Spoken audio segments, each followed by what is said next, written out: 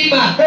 You need wisdom. Unahitaji hekima. Why are many marriages breaking? Kwa nini ndoa nyingi zinavunjika? Because wisdom is not somewhere. Kwa sababu hekima hakuna.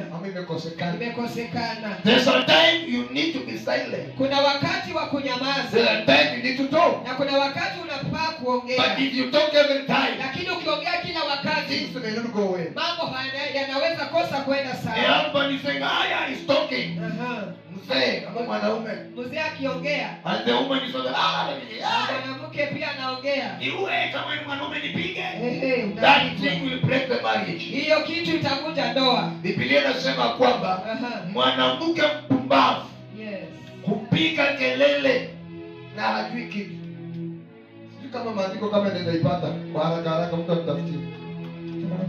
Proverbs what? Sheparalie dodo mbusia.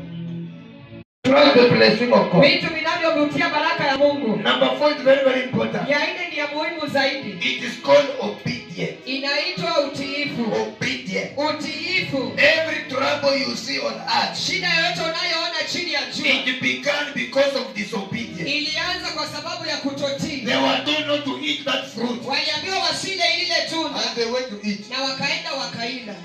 Disobedience. Kutotii. Disobedience. Kutotii is the root of every evil on earth. Ndio shida ya kila shida chini ya jua.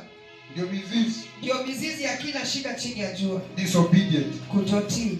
Unaambiwa kuna kitu mbele yako kama unaona songa, unaona hiyo push. Small things.